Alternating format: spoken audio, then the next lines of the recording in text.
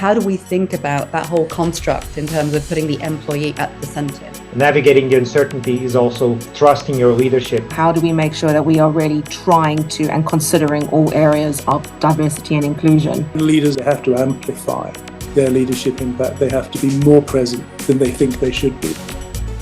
Hi, and welcome to the ERUPT podcast, your go-to destination exploring HR and tech leadership. I'm James Ballard, I'm co-founder at Annapurna.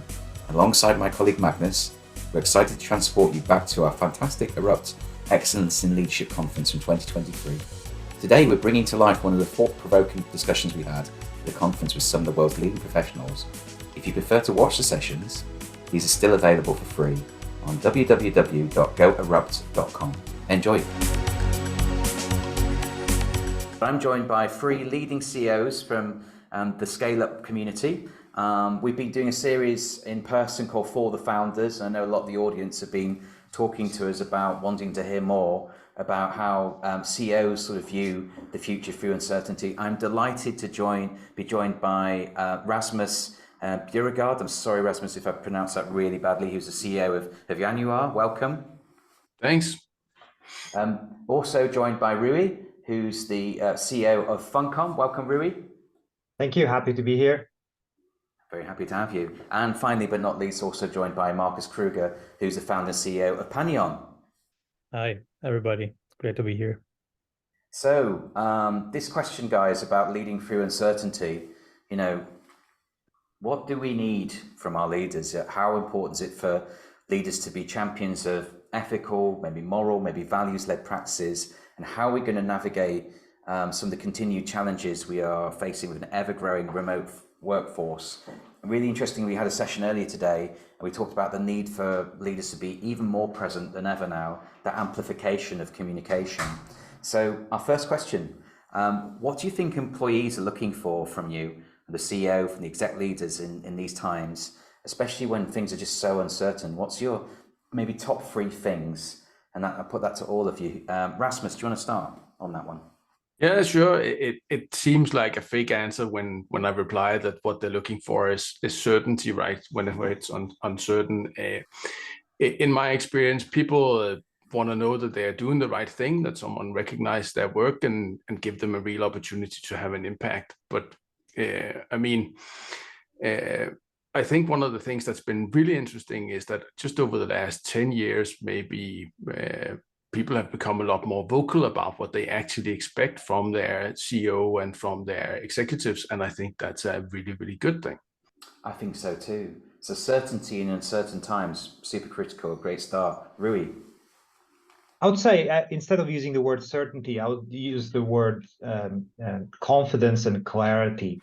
So I think the time of where CEOs would be boisterous and talk about with very, very high certainty about how things are going to be fantastic. I think we're moving past that and into a more almost radical truth situation where our job is to explain to people the realities of the workplace and through that inspire and create confidence, but also have the clarity and transparency that to say, look, we are good now. In 5 years, things are uncertain for all of us. But we are setting the stage, and with your help, we can set the stage so that we have a good path forward that puts us all in a position to succeed. So I think the trust, it needs to be higher with executives and having the confidence to say, look, we are going in the right direction. This is why. There are some scary clouds over there that might rock the boat. We acknowledge the existence of those clouds. We're taking these actions to steer away from them. And if we happen to get close to them, we will tell you what we're doing to avoid them and if there are corrective actions we need to take. So I think the navigating the uncertainty is also trusting your leadership. Yeah. And trust comes from knowing what you're talking about, having a plan that makes sense, listening to the fears, and be truthful about the realities. And that takes a lot of communication and education. So it takes more effort than before, I would say. But at least that's more my approach and our approach here. Yeah, so that transparency, so important, and people will buy into authenticity as well from leadership to create that trust. Yeah, but transparency is dangerous because sometimes being transparent will make people feel very afraid, right? They might not be ready to face the reality. So transparency with education, right? You need to explain to people that just because we're in a downturn, it doesn't mean it's the end of the world. There are downturns and upturns all the time, right? In my industry, in the gaming industry, has been up and down, but always trending upwards for a long time. And to the newer generation, we need to say that is, look, now we're a bit of a shrink, not a big shrink, a small shrink, but we've been through these many times before, and we can back up. And so just telling people, look, we're in a squeeze now in the industry might make people be more uncertain, but saying we're in a squeeze, look at these other squeezes in the past. This is how long it took to recover. This is the companies that managed to power through the downturns well. Let's be one of those companies. What did they do? Well, we're doing those things. So it's transparency with the education to create more certainty in uncertain times. This is leading me on to so many things already. I mean, that's such an interesting point, Rui, about how much do we tell people? I mean, is there not the risk that, potentially if we don't tell them and they know it's bad, that we lose that trust? So I don't know, we'll come back to it. Markus, what do you think? I would like to add to that, exactly.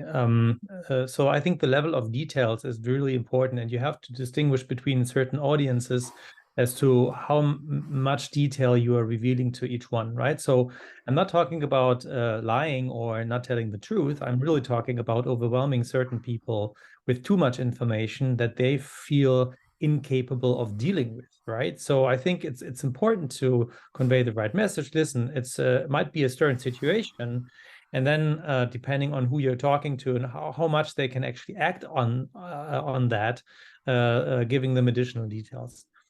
Yeah. What people are looking for is in leadership is that there is a clear plan, right? So you have to have an idea as to how to navigate through that uncertainty.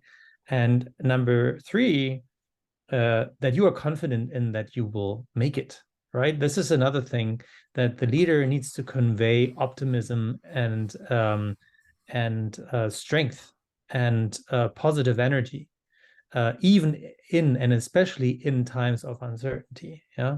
So, explaining very detailed what the strategy is, right? So what's the plan, what's the path that we are taking, and then emphasizing that with a lot of positive energy. Yeah, so I like that. So it's clarity of vision about where we're going to go and how we're going to get there, with the understanding of, obviously, things are tough at the moment and what that potentially means. We've got our first question coming in. So the question's around, obviously a lot of companies, especially in the scale-up territory, have had to let go of people. So how do you sort of deal with that, in terms of being positive when at the same time, potentially, lots of companies out there have let people go, and employees obviously see their friends, their colleagues going. How do we deal with this? Rasmus, do you want to start on that? It's an interesting question, because we just actually let go of a good few people here over the start of the year. And coming from a bigger company, it's not a big thing if you know how to do it well, but I think the most important thing is that you keep an eye on your people, because both the people that you are getting rid of and the people that you keep in the company needs to be treated well. So as long as and this is where the transparency comes in, this is really, really important, that they understand why is the decision being made, and why is the people that are being chosen to be removed from the company, why are they being chosen. And I'd say in the round that we had here, which was really unfortunate, I got a really lot of good feedback from the people that actually left, both because they felt like they had been able to make a contribution and make an impact on the business, and also in their final days, having that chance to make an impact and going out and saying, I did this for the company, and we know that it had an actual value for us. And having that good relationship with them is still very important to me. And I think you need to be that person who basically says, I hired you for a reason and you're not going to be here anymore, but that doesn't mean that I don't like you as a person, or that I don't think your skills are valuable. I think it's very true. Markus? Yeah, I think to add to that, it's important to make that number one, to really take the time to speak to the remaining people, to the remaining team, really, taking a couple of days out of your schedule to be available, to book appointments, also one-on-one appointments, to moderate that transition. And then number two, and I totally agree with Rasmus, the remaining people look very closely at how you're treating the leaving people. So making an effort to circulate resumes, among your peers. What I've done, and I also have been in this unfortunate situation a couple of times where I had to let go of people to open my LinkedIn and say, hey, feel free to browse through my contacts and use me as a reference if that is helpful, so that people again feel heard and being taken care of, at least to the extent that you can in such a situation. Yeah, right. We've got so many questions. I'm going to go on to the next one. So, Rui, this is aimed at you. How do you learn to speak the language of your employees? In terms of like where they, everybody's got different needs. Everybody's got a different view. How can CEOs and founders build trust and rapport with employees in an uncertain climate? How do you build that? The building mechanisms of trust and rapport. What do you think? This is not possible in all companies depending on size, but I believe it's very important for the executives to be on the floor and be with the people, understand the work.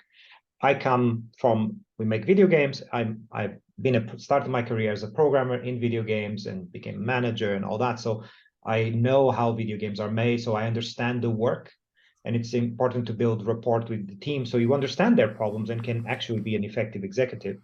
But also that means that they trust when you are speaking, that you understand where they come from, right? And in uncertain times, and speaking of layoffs, it's particularly important that people understand that you see them not just as a number in a spreadsheet, but as a worker, as a person, as a human, as a friend, right? I have many friends I've made in my over 19 years here. And it's, I think, building that trust through understanding the work, understanding the difficulties, connecting on the human level, making the effort to connect. I think it's very important. And as the companies grow, that becomes harder. In Funcom, we've been going through quite a few phases of growth and shrinkage over the years. We're now close to 500 people. I can't connect directly with 500 people, right? No. But I can connect with enough people that then hopefully people talk to people and they understand that, look, I'm not just a suit in an office that is looking at the money and that's it. I actually care about the products. I care about the people. I care about us having a good work relationship together and making great games. And when there are squeezes and we do need to course correct, and sometimes that means layoffs, it is to prevent the whole ship from sinking. It's not, we're not doing it because we like it or because we want to. We're doing it because it is overall the best thing for the business and ultimately for the people, because we are a people business, right? It's the employees that make the products. The company is nothing without the people. Yeah. And it's having that human connection, leading with humanity, that I think helps build that trust. There will be tough times and emotional times, and people will not trust you always, but that does not mean you shouldn't do it. It means you should do it more, even if it's hard. That's why we are in the executive positions, is to have some of this hard job of building that trust and taking the right decisions. Rasmus, thank you, Rui. It seems really corny to say this, but if you want to build trust, you have to be trustworthy, right? So if you say you're going to do something, do it, right?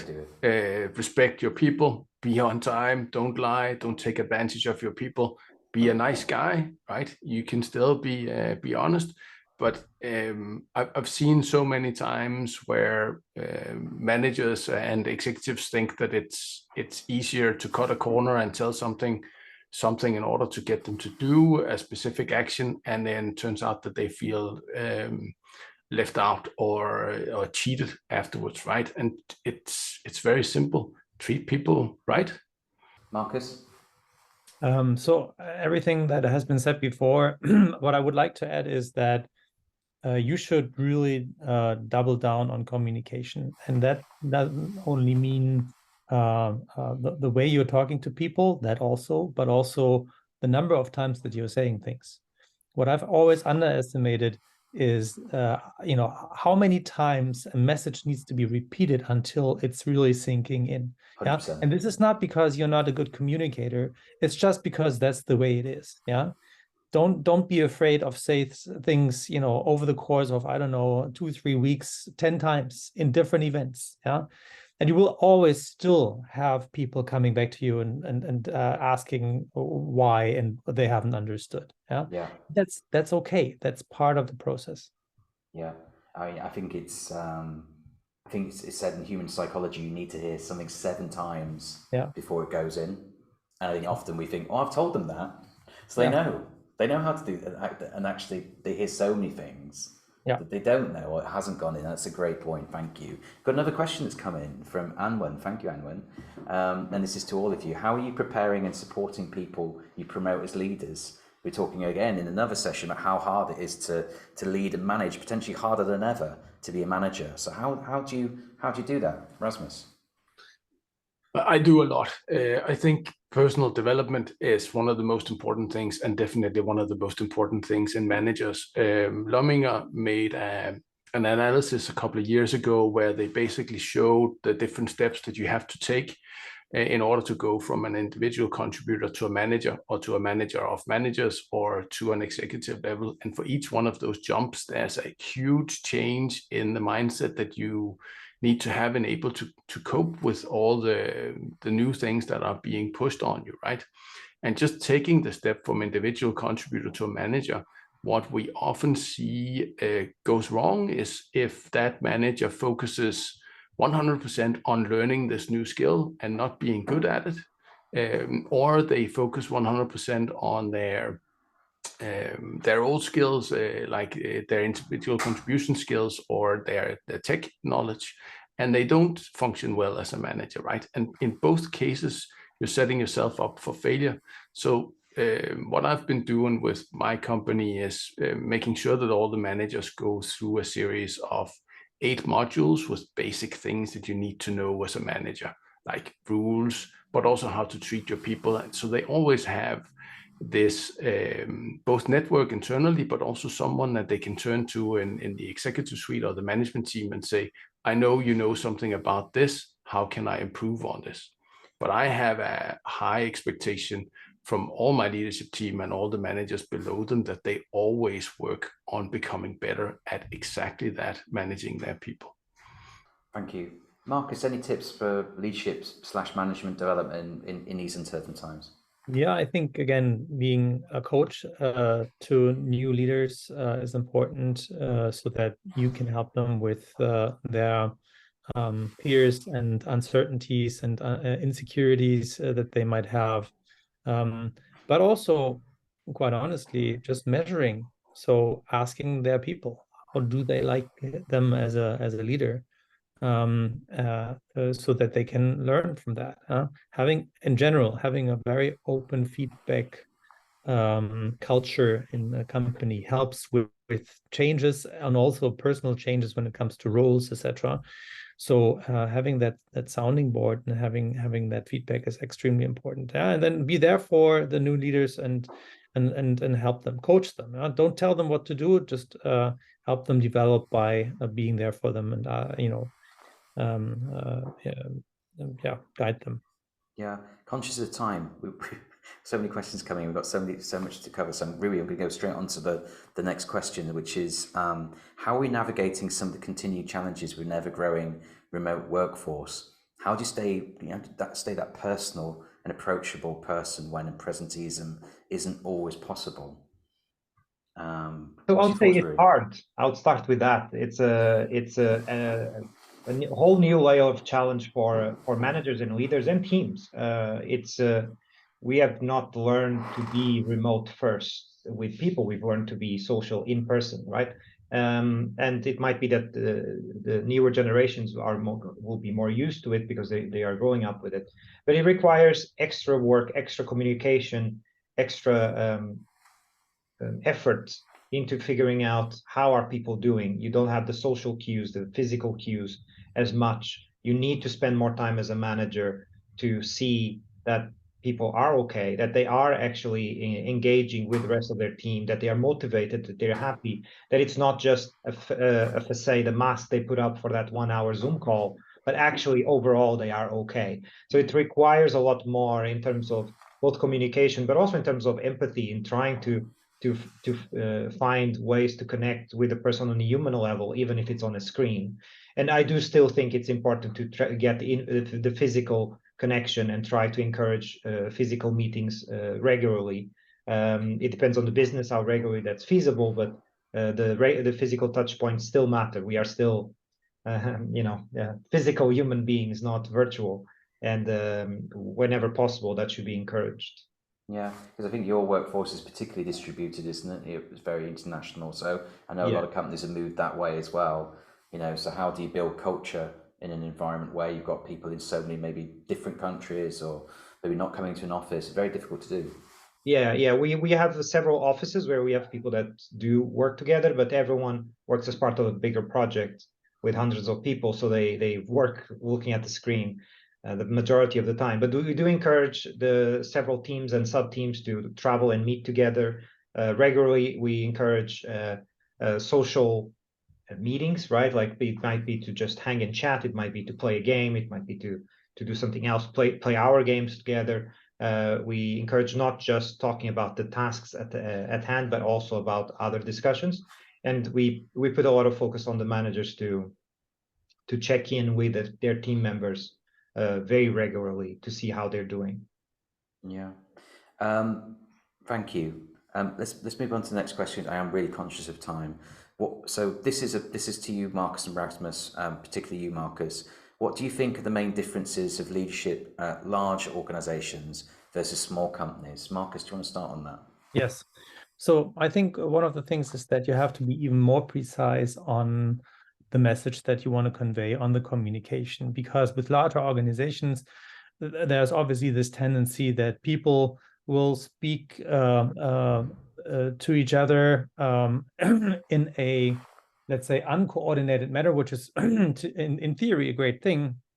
Nevertheless, if the messages haven't been made very precisely clear, then the message gets diluted. Yeah. So be even more precise and on point with your messaging. That's number one. Number two, I think ownership for individual tasks and responsibilities should be encouraged and incentivized so that people really take care of their individual parts and don't feel that, hey, this organization is large enough so that I don't have to bother too much, right? So we make it clear to everyone what their ownership should look like. And then number three, with larger organizations, there's this tendency that company politics take over, right? So that people are more concerned with their careers and their paths than with the well-being of the company. And that should be discouraged, very clearly. That shouldn't be rewarded. So political games should be banned. What's your view, Rasmus? I love the thing about banning political games in any company. I can't remember who said it, but in smaller organizations, the stakes are higher, but there's just fewer people to blame you. And the thing to take from that is basically the smaller you are, you just need to be a lot more vigilant because you don't necessarily get the feedback that you need to put in that much more time. But I think if you have worked in a small organization or grown your organization, you know that is the case, and hopefully keep that vigilance even when you're a large organization. Yeah. Rui, so what's the differences for you between comms in a small versus large business? I completely subscribe to the political games are not to be tolerated. As we have been growing again, I see that we are having more of that, and it's just harmful. So the culture, I think it's a bit naive to think that the culture does not change as you grow. It does. You need to grow with it, but it needs to grow in a way that is not harmful. The smaller companies, feedback loops are much shorter. There's a lot fewer people to interact with. You get communication is quick. You know people because there are so few. So you don't need to be as good and as precise in communication. So you might think that, okay, well, I miss being in a small company because things are so quick. You can still have that in the larger companies, in subgroups. So you can still try to retain that, but you also cannot think that you will have that across the board. So I think the leadership needs to enable the positive aspects of the small company to stay, the ones you want to bring with you, but create a framework that it will still function at a higher level without politics, because those start seeping in naturally. And it is natural. It is part of the social construct of humanity to have those political games. They need to be contained and the energy rather fueled into the quick iteration and tight connections of smaller sub teams that every big company has anyway, right? So it's more making people focus on, look, you have this small group, you can really make a difference here. Don't spend time and energy trying to maneuver in the bigger thing. You will succeed, and make it very clear to them, you will succeed by getting this small subgroup to succeed. I think that's would be the way I would focus it. Yeah, great. Another question coming in from the audience here. This one's from Michelle, and she's asking, what's your recommended approach to sharing political career games when you do not want, I suppose that's meant to say, want to impact your own progression? Just trying to work out what that means. What's your recommended approach to sharing political career games when you do not? What you're saying is, how can you escalate that somebody in your organization as an employee, rather, right? So how can you make that, create awareness for that? Well, I think number one, try to find solutions in yourself. Yeah, locus of control should be with you. So try to just, do better work than the person who is playing political game. And then, but also, I mean, again, open communication. Be open about it and talk about it. Say, hey, I don't like, and especially also with feedback tools that can be used in such companies, escalate things, and so that the department leader knows about political games being played in their department. I would also add political people, that the majority of the people that are being political don't realize they're being political. They are just thinking they're doing what's the right thing to do. You see, this person is behaving in a strange way over there. I'm going to talk to my boss about that person being strange, and I think they are being political. Well, you've stepped into the puddle. You're dirty now as well. You are playing the game, even if you think you're not. So to underline what Markus said, focus on yourself, do great work. Don't step into the puddle. Don't be muddied by the dirty waters of what other people might be doing, and do the best work you and the people around you can do. Will the puddle come to you? Will something splash over to you? Yes, sometimes it will. But I would say the vast majority of the people that I see that are being political don't realize they're doing it. They think they're being good employees and they're doing the right thing. But if the right thing involves talking about how other people are approaching things, maybe you are being political. Yeah. So be very self-aware about that as well. I just build on that as well, Rasmus, just in terms of, like, we talk, obviously everybody hopes that the business is going to scale. Politics more naturally happens when you get bigger. How do leaders stop politics from happening? How do you, I don't know, almost empower people to have that individual freedom, retain that culture, but not create cliques or power groups? Is there anything we can do? Yeah, but we already know this, and we've been talking about it for 100 years within management theory. It's all about choosing the right managers and making sure that they have the empowerment to stop the problems, right? Because if you have an employee that comes to you and say, I think this person in the other department is doing this in order to sabotage our project, right? That manager needs to step in and say, no, they're not doing that. They're working towards our common goal, and you just need to tell me that you think there's a problem, and then you need to forget about it, and I'll investigate, and you don't have to worry about it, right? So as long as you have that empowerment within managers that they're able to handle their team's frustrations outside of their own department and remove them, those teams can be successful in doing what they do, and they don't have to spend time on the political things. That being said, people are people. And you always have someone who wants to get a bigger part of the cake. And the best thing that you can do as a manager or as an owner of a company is just making sure that those people are not the people that run the agenda in your company. Yep. And as we get bigger, there's going to be more disagreements because there's more different sorts of people as well. What do you think, Markus? Yeah, no, I totally agree.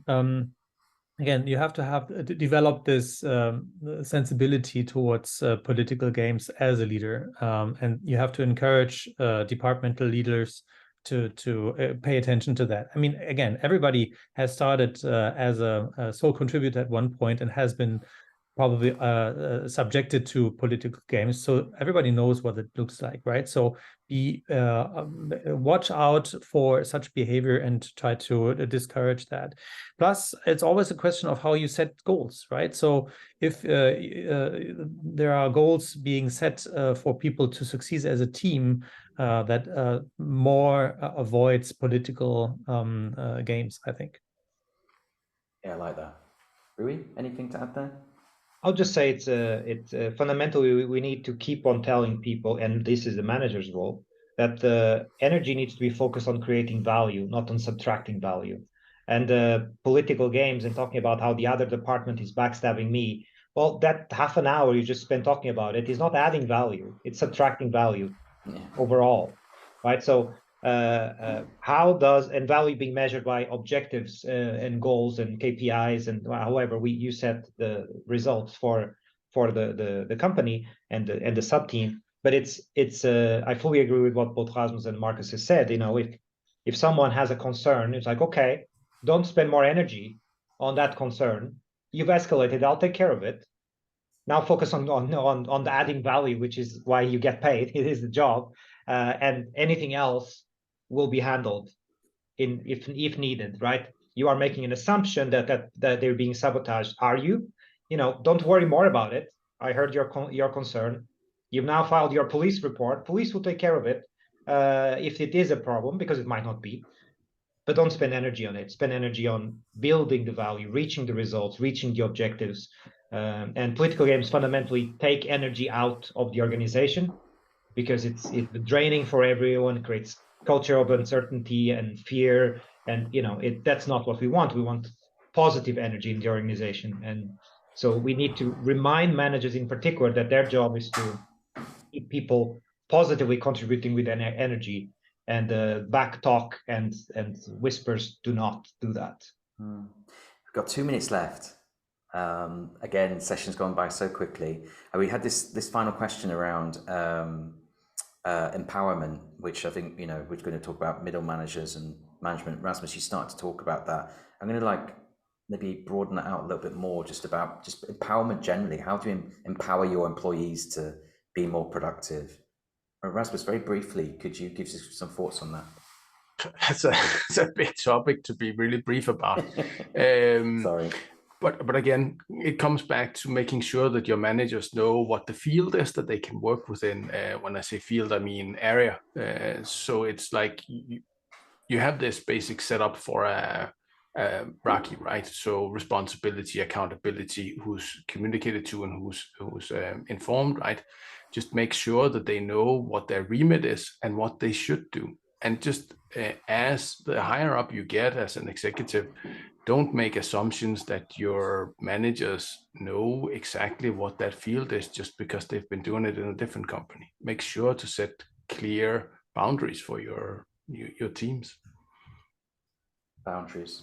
Okay, look, I'm really sorry, we're running out of time. We've got 1 minute left, so I think we probably have to end it there. There's a quick point there from Robert Wood, who's posted about the All Blacks and politics, about how they've got a, we can't say the word, but bleep heads, no bleep heads policy can be quite powerful and also bring some human to the situation. These bleep heads is people putting themselves ahead of the team, people who think they're entitled to things or expect the rules to be different for them, people operating deceitfully in the dark or being unnecessarily loud about their work. A yellow card when that kind of behaviour is seen can be a way of calling powerfully, but with humour. Thanks, Robert, for that. Guys, I'm so grateful for you taking time out of your day today. So thanks, guys.